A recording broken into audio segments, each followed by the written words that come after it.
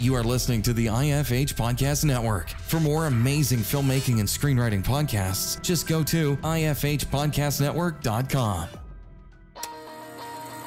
Welcome to Filmmaking Conversations with Damian Swaby. Listen to conversations with award-winning filmmakers, directors from the golden age of television, and creatives from the indie film community who continue to inspire the next generation of filmmakers. And now, over to your host, Damian Swaby. Natalie, how are you today? I'm great. How are you? I'm not too bad. It's not every day I get to speak to a fabulous, fantastic, talented writer. So it's a good day for me, that's for sure. Oh, thank you. I'm so excited to be here. Great. So you've got a very varied background, I would say, in terms of being a creative. Yeah. And judging by your website, clearly you've done an amazing amount of work in what I would call a short amount of time. Tell us how you got started in the industry and what did you get started doing? Yeah, absolutely. So yeah, my background has been pretty varied. That's definitely true. So I really started out, I've done creative writing and really been interested in that my whole life. And so in college, I majored in journalism, but was still doing a lot of theater and acting. I was definitely a theater kid in high school and had a strong passion for that. And then after I graduated college, I knew I still really wanted to find an outlet for my creative writing. So I started doing screenwriting, I started doing playwriting, and was very lucky to have two of my plays produced in Memphis, which is where I'm from. And so they won contests and were produced, which was really exciting. And so really kind of through screenwriting, really developed a passion for that specifically, and was able to take some great trainings to really hone my craft, and also placed very well in contests, which gave me really the encouragement that I needed to move out here to Los Angeles, which I moved out here last year. So really excited to continue this journey. Great. So you've written two plays in your hometown of Memphis. Yes. What was it like being a creative in Memphis, and what were your plays about? Yeah, that's a great question. So Memphis is really, it's an interesting town. There's a lot going on. There's a lot of different people who are interested in different types of arts. And so I was really fortunate to find a really great group of friends and fellow creatives who are really encouraging of what I was doing and, of my writing. And so there's an Indie Memphis Film Festival that I have to give a huge shout out to, which was always great to be a part of as a volunteer, and just really kind of stoked my passion for doing this professionally. And so the two plays that I wrote were definitely, dark comedy is kind of my bent, a little bit of horror comedy. And so, one of my plays was about this group of guys. It's based on one of my favorite plays, No Exit, and they're stuck in hell, and they have their cell phones, and they can see notifications from social media, but they can't respond to everything. And so it's kind of like hell is other people, but also never ending social media notifications. So that one was really fun to write. And then my second play was about really based on the Greek gods, and thinking about them kind of being stuck on Mount Olympus, and nobody really is like caring about them anymore, but they're trying to find ways to stay relevant. And I really love Greek mythology because I just feel like the Greek gods, everything they did ended up making people's lives worse. So just this idea of like they're trying to stay involved and stay relevant, but they're just continuing to just ruin people's lives. So that one was really fun. And that one actually won first place and was produced. So that was really exciting. Excellent. First place. You can't get any better than that. Yeah. When you write these plays that you do, what do you have in mind for the outcome? Because a lot of people write stuff for fun. Some people write it obviously to get produced. Some people write it to get something off their chest. What is your motivation for writing plays? I mean, definitely, seeing my plays produced was definitely like, I can't think of like a more euphoric feeling of, just like seeing your work, this ink that you put on paper and these ideas in your head, seeing them brought to life. So that's really always my goal with everything I write, whether it's, a screenplay or a TV pilot, is to find a way to just bring this creatively to life. I see. Bring it creatively to life. Yes. So how does that differ for you as a writer who has written short films and things of that nature? Yeah, I mean, it's really, it's been a great experience being here in LA. I actually wrote and produced my first short film here, which was really exciting, with an amazingly talented director named Lindsay Stidham. And that was really an awesome experience, again, to just work with her. And it really started with, I wrote this script and I posted on social media that, like, hey, I've written the script. I would really love to see it produced. You know, is anybody interested in collaborating with me? And Lindsay reached out and we chatted and really had a similar vision. And I was just so inspired by her, especially because we filmed everything on an iPhone. I think our shooting time was about 10 days. And so seeing the result and just seeing really this, enthusiasm to just like, let's get this done, let's get this produced, was so exciting. And I'm so excited with the finished result of that film too. And for full disclosure, I've seen the film, yeah, and it is brilliant. Everyone listening, it is a perfect example, in my opinion, of what you can do with what you've got. right. So there's many reasons why people would go into using an iPhone to shoot a film. But I think your one is a great example of what's possible with the phone in your pocket. Can you tell us a bit more about that film? Yeah, absolutely. So it's really, I started out with the intention of writing a short horror script, but it quickly became a, horror comedy. I think everything that I try to do, there ends up being some humor and some satire in it. And so really it's a film. I'm really interested in the beauty industry and the skincare industry, which is just growing and booming. And this idea of someone, kind of chasing this ideal of perfection of beauty and, something terrible happening as a result. And so it's called Dream Skin Mask. And it's about a woman who is kind of chasing this youth, chasing this idea of, she has to look young in order to be successful, in order to stay visible in society, and ends up winning this contest for this mask that ends up horribly disfiguring her and other people. And it was really inspired. A lot of my work is really inspired by Twilight Zone, the original series, especially that, there's a specific episode, I think it's called The Masks, where it's a family that an old man is dying and he asks his family to wear these masks until midnight. And if they wear the masks until midnight, they'll get everything in his will. And the masks end up like deforming them permanently and their true self comes out. So that was a big inspiration. That's excellent inspiration to have. And it really is a really, really good film. Really great performances from everyone involved. And again, really, really shot well on an iPhone. Why in particular did you want to shoot the phone, or did the producer want to shoot the film on an iPhone? Yeah, so actually we had entered the script and we did a lookbook. There's a filmmaking initiative called DCP that has different contests that you can enter. And so we entered, and one of the contests that they were running at the time was co-sponsored by Apple. And so that was one of the stipulations they picked. I believe there were 6 scripts that they picked, and we actually were gifted a brand new iPhone with all the bells and whistles, a lavalier mic. And the stipulation was that we had to use the iPhone to film, and that we also had like a very quick deadline, which again was really nice to get us going. So I didn't originally write the script thinking of, what format it would be filmed on, but it ended up being a really cool challenge. And I'm just so impressed by the end result. And some of my favorite films actually have been shot on iPhones. So I think it's really cool to see, this technology being used that way. And I completely agree with you 110%. It is really cool to see tech being used in that way. Yeah. Your work has a comedic element to it. Where does the comedic element come?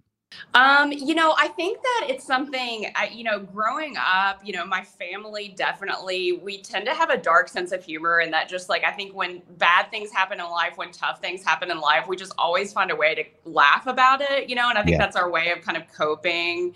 And so, that's something that, is just, I think, a part of who I am. And then, also I think that, I think that just like, I think I just kind of have a bent towards comedy. When I was in Memphis, I did a little bit of stand-up comedy. And so I love doing also improv is really fun. So, even as a performer, that's something that I just kind of veer towards. It's fun. Yes, I agree. Humor is the best defense, some people would say. It's for sure. It's really good to use it in that way. So you've done a bit of stand-up comedy. Yes. Is there any particular moments you've done stand-up you can tell us about that you've enjoyed? Yeah, I mean, when I was in Memphis, there was a really, again, there's so many awesome, creative communities in Memphis, and there was really an amazing stand-up comedy community that was really supportive. And so, there was a local open mic that, that I would go to and kind of try out new material. And it was really fun to, again, just like think of just a different avenue for storytelling.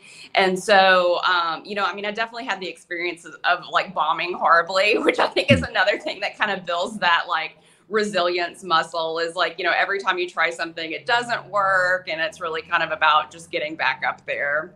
Yeah, that's a great attitude to have. I love that. It Yeah. sounds like Memphis is really cool. Like it's got a creative scene, and someone can thrive there as a creative.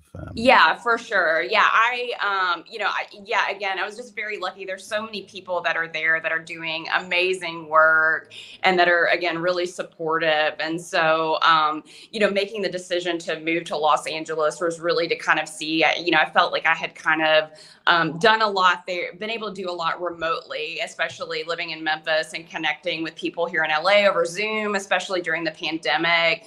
But moving out here was really the decision to see, how far can I take this, actually being here and being in LA and being able to meet people. And it's been an amazing experience finding an even bigger community of creatives and of writers. It's really just, it's been amazing and life-changing for me.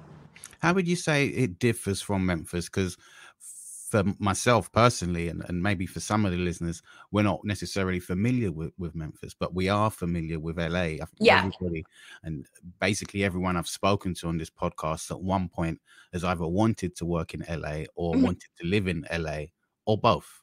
Yeah. How would you say it differs in a bigger way? Yeah, I think that, especially here, being here for the writer's strike, that just ended, it just felt like such a huge sense of community. Again, of just people that are wanting to do the same things as me, that are wanting to, write for TV, that are wanting to, write films that are produced, that are wanting to, do this full-time professionally in any way that they can make that happen. And just the support that everyone has for that collective dream, and really just seeing other writers, other people in this industry that are just so helpful and so encouraging, and also just having people to talk to, like, everything, pursuing anything as a creative can be a roller coaster, even daily. There's some days that I get like awesome news, and the same day I get a rejection that really bums me out. And so having other people to talk to that understand, what that's like and can help kind of, build you up and keep you going, that's been really amazing. And honestly, just being here and being able to have coffee with people that I admire so much, and being able to go to events that just continue to, there's a book called The Artist's Way that's pretty famous about, that talks about, I think, taking yourself on like artist dates is what they call it. So just doing things that inspire you. And I'm almost overwhelmed here in LA by the just amount of things going on and happening that I can just go to, and different types of comedy and art. And it's so supported here. And so just that self-expression and that creativity is just really life-changing. I love it. That sounds amazing. I'm jealous. Yeah. It sounds brilliant. I'm so happy for you. Yeah. And when you're in LA, do you have representation, or are you seeking representation? I'm seeking representation. And so that's something that, kind of figuring kind of that next step out. So, representation definitely feels like it's needed to, there are still a lot of, people, studios, et cetera, that won't read your work unless it comes from a representative. Understandably, there's, legal concerns there if it's not passed on from a representative. So that's currently something that I'm working on right now, and kind of trying to find that way in, whether with representation or without representation, is really where I'm at in my writing career right now. And what about as a performer? Yeah.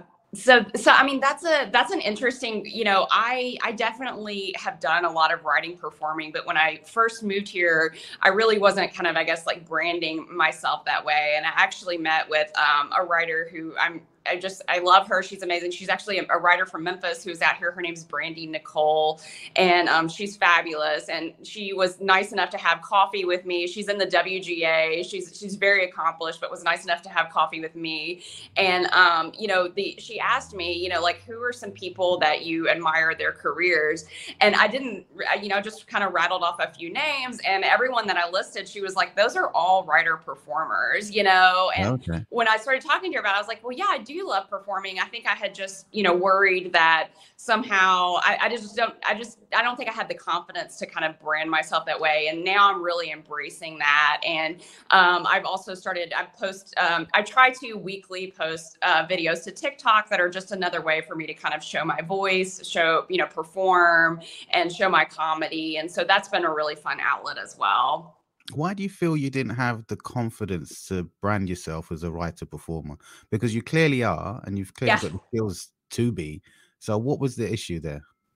I think that I think before I started writing, I really was very strongly interested in acting. And so, I think that I was kind of like very intimidated about, just pursuing that idea of acting full time. I think it's like the same kind of imposter syndrome that everyone really has. But, I think that I was also worried too, and this is a ridiculous thought, but just this idea that if I branded myself as a writer performer when I'm trying to, sell my pilots or my screenplays, there are a lot of times that, I would be, honored to act in those, but I don't have to, so I think I was worried that people would think it would be like a barrier that, if you buy my work, like I have to be in the lead role, which I don't feel that way at all. So I think it was just like a little bit just kind of getting out of my own head and just getting that confidence and putting myself out there that way. And just knowing that it will only boost my career as a writer is what everybody has told me. Excellent. Because many of us, I'm a former actor myself many, many, many moons ago. Yeah. And what we sometimes do is write for ourselves to maybe enhance our acting career. Yes. In the past, I've tried to write a spec script, one for a show we have in the UK called Red Dwarf. It's a really massive show. It was at one point incredibly large. Have you ever written a spec script? Is there one you can tell us about that? Yeah. And how did that go? Yeah, absolutely. So I, as I've worked on this journey of becoming, a professional writer, I really have tried to make sure that I have a broad portfolio, that I have that it, when opportunity strikes, that I'm able to say, I have features, I have pilots, I have plays. I also, and then, having a spec script, it's a little bit controversial because some people say you don't need them. Some people say they are still helpful, but it's something that I wanted to have in my writing portfolio. And so I always work really well with a deadline. And so Austin Film Festival actually has a spec part of their competition, which I think sometimes a lot of people don't know about that. A few people have told me, like, I didn't even know that was something you could write specs and submit to Austin Film Festival, but you definitely can. And so I picked What We Do in the Shadows because that's one of my favorite shows. And I wrote a spec based on that show and entered it into Austin. And it was my first spec. It was actually my first time writing a TV script, period, and entered it in Austin. And I was really proud that I was a finalist. So that was really exciting and really cool to just, take part in that and also get such positive feedback. And that's another thing that kind of stokes the fire that I'm onto something with this and I can do this. What type of feedback did you get, and what positive feedback have you used to push forward in your career? Yeah, that's a great question. I really got specifically to that spec, I got a lot of great feedback of really capturing the characters' voices, which is something that was really helpful and good to hear. And, just also too that, just capturing the tone of the show. And, I think that that's important that, I definitely have a lot of, original ideas that would be great to sell. But I think it's also just encouraging to know that if I were staffed on an existing show that's already running, that I can really quickly adapt to that voice and adapt to that tone and just kind of hit the ground running. So that was very encouraging feedback to hear. And the Austin Film Festival is a huge one. Yeah. We know it here in London. We know it across the world. Did you actually attend the festival? So that year was, I did actually being a finalist, I got a free badge to attend the festival. And it was the year that the festival was remote because of COVID. So I did attend, but I attended from the comfort of my home. So I'm still very much hoping to attend a future festival, definitely in person, because I've heard it's just an amazing, uplifting experience for writers to be there and just be surrounded in that kind of energy. Your work has been proudly accepted to many festivals, I can see. Is there any festival in particular that you really enjoyed going to and that meant a lot to you? Yeah, I mean, I think that, there are a few, I mean, festivals are really great for sure, especially I think like early on in my, writing career, getting as much feedback as possible when I was really first starting out was just so helpful to just kind of see like if I was getting close, and especially if I could get reader comments. And, it's a competition, not a festival, but I highly recommend for writers. It's the Nicholl Fellowship. It's associated with the Academy. And that was one that I had a feature script that was a quarterfinalist, and that was just a huge boost to me, to get that, because it's a really prestigious fellowship. And it, again, made me really feel like I was on the right track. And that same script, I also entered, there's a competition called LiveRead LA that's here in LA, but anyone can enter from all over. And I was actually selected as a winner for that competition, and it came with, I got to attend, it was like a live reading with actors on stage of the first 30 pages of my screenplay, and there was an executive there from MRC who gave feedback, and that was just really thrilling, again, to see my work read and to also to hear like so much laughter from the audience, which was intentional. I wrote, it was a comedy script, but that was something I highly recommend if there's any kind of competition or festival for a writer where there's like a table read component. Really hearing your work read is, there's nothing that kind of beats that, and really helps me as a writer improve. Excellent. And writing in a team, is that something you would consider? Because sorry, go ahead. No, go ahead. No, I was just going to say, is writing can be so personal for some people at times. It's very much the person on their desk or the person with a pen and paper, sometimes even, it can be very personal. So writing in a team can sometimes cause conflict. It can sometimes bring togetherness. It can be quite varied. How do you feel about writing in a team? Yeah, that's a great question. I've had some experience of doing some, co-writing in more the sense of like script doctoring, or kind of taking a script that someone has written and then kind of being brought on board to, make changes in some way to add my voice and my tone, or, kind of punch it up comedically. And that's a little bit different than actually Lindsay, who's the director on Dream Skin Mask. She and I are embarking, we're writing a feature now that's going to be a horror feature that'll have a very similar feminist bent. And this is my very first time writing with somebody from the very beginning. We actually just met yesterday, and we talked through, what is our thematic question that we're trying to solve? Who is our protagonist? Who is our antagonist? And I've never worked with somebody, again, from that very early creation stage all the way through. And so this will be a very interesting journey, and it's been awesome so far. It's, it's something that I've always wanted to do, but just finding the right writing partner. And I'm really excited about this journey. You sound like you have a great support structure in Los Angeles, and you're able to work with people and speak to people and collaborate with people, which is what we all want. But outside of Los Angeles, outside of people in a professional sense, do you have the support of family and friends for your career? Because being a creative can be, again, somewhat like writing, quite isolating and quite personal in that sense. So how do people feel when you woke up one day and said, Mom, Dad, I'm going to be a creative rather than a lawyer or a doctor?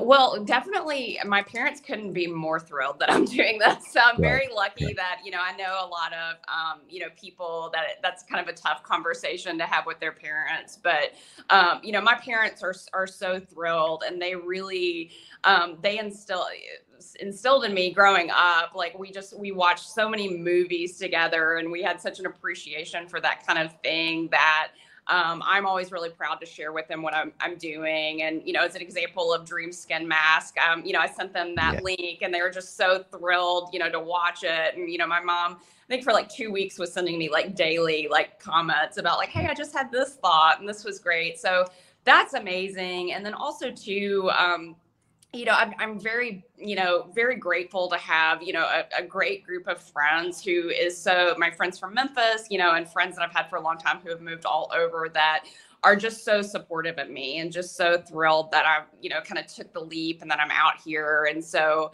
I think that's important as a creative too, is, as much as you can surround yourself with those type of people, because can be a tough thing to do. And so I'm very lucky to, again, have, a core group that's really supportive because they know that this is, what I'm supposed to be doing and what makes me happy. That's good. I'm glad to hear that. And your film that you mentioned that I love and your mom loves as well, that you've given all this great feedback for. When you make a film, it has its ups, it has its downs, it's many layers of many different things filmmaking is. What are some of the pros and cons that you learned from making that film? And how can you take these things with you moving forward? Yeah, I mean, I think that's a great question. And I've been thinking about that a lot lately with just pursuing this in general, because I think that for full transparency, for everything that I may post on social media that's good news or a win, there are so many rejections and so many, not great experiences that, a lot of us we don't want to post those on social media or broadcast those, but, definitely I can relate to that. Yeah, for sure. I mean, that's the lens of social media is not reality, but I think that specifically to that film, we've been entering a few festivals and we're still doing that. And, some are in the running and some are, we're getting, rejections. And it's like every writing contest I enter, every script that I send out. It's kind of a mixed bag when it comes to especially any kind of like contest. But I think that, what I try to go back to is always focusing on the things that I can control and that, I'm so proud of the film. I'm so proud of, what we did. I'm so proud of what I wrote. And then again, Lindsay and I are really putting our energy into writing what's next, so I think that that's always important too, is, focus on what you control and keep writing. So that would be my best advice. That's good advice. I appreciate it. And I will take it on board, not just the listeners. You're an actress as well, as we've said. When you get a script from a writer or a director, because you're actually a writer yourself, how different do you think that makes you when you analyze a script from a director or writer? And are you, how do I put this? I'm a podcast host who's lost for words. Are you constructive with your criticism, or do you actually become a script doctor? Can you not help it? Yeah, that's a great question. I'm very lucky. Again, the awesome community that I've found here has been really supportive. We are kind of swapping scripts all the time. Oh, great. Read a lot of great work. And then, again, that's something, reading, especially scripts of films and TV shows that are produced, is something that I try to do all the time. I think that's one of the best ways to improve as a writer, and stay sharp. But yeah, I mean, I think definitely having that experience as an actor is really helpful because, it definitely helps when it comes to things like, stage direction, character descriptions, really kind of just putting yourself in the shoes of, if I were to get this script, how would I think of this character? How would I think of, when they say this line, am I clear on how they're saying it? Or if they're upset, am I clear on why they're upset? And I think that really helps as both a reader and performer. And then again, I can't recommend enough, if you are a writer, if you're writing anything that is, meant to be performed, definitely, even if it's your friends, get everybody together on a Zoom call is fine. And listen to it being read, because even as a writer performer, when I hear my work, read out loud or performed out loud, I always find things that I realize like I need to change or I need to tweak. And that really, for sure makes me a better writer. A writer and an actress. So I think directing, would that be in the pipeline for you?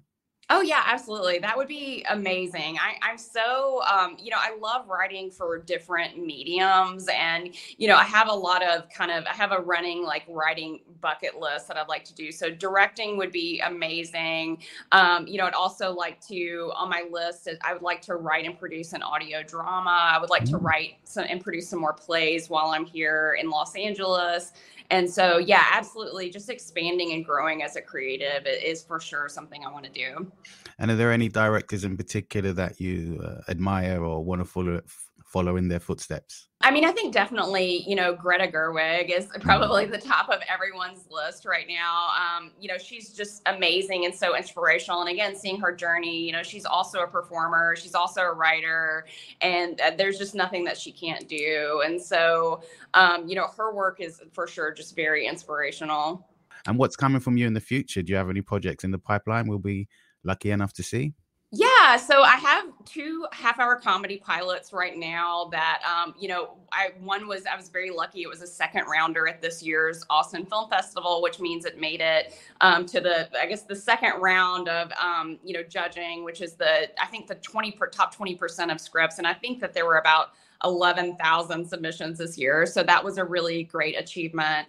And so my one pilot is, it's a half-hour comedy. It's a cult mockumentary, wow. Which is, I think is very funny. And then I have another pilot. It's called My Old Cousin. And it is about a woman in her late 30s and her very young cousin in her early 20s who are going on a gap year. And it's a really funny exploration of family and trauma and ageism and all of that and TikTok. And so both of those are things that I'm still trying to kind of get around town and get as many people and showrunners to read. And then, also working on this feature with Lindsay, which I'm very excited about. Excellent. Lots in the pipeline. Lots for me to look forward to. I really appreciate it. Natalie, thanks so much for coming on the podcast. I really appreciate you taking the time to speak to me, and I look forward to speaking to you soon. Have you thought of upgrading your cinematography game? Would you like to have an ASC cinematographer mentor you for free? Join veteran cinematographer Suki Medenzovic, ASC, Disney, Pixar, FX Networks, Netflix, American Horror Story. As he teaches you how to create beautiful images using 3 lighting techniques he has mastered on film sets over his 30-plus years in the film industry. Each technique uses basic, low-cost lighting equipment so that anyone can achieve beautiful visuals no matter your project's budget. If you want to take your cinematography to the next level, visit filmmakingconversations.com to sign up for instant access. If you like this podcast, share it with friends, leave a comment in the comments section, and hit the subscribe button.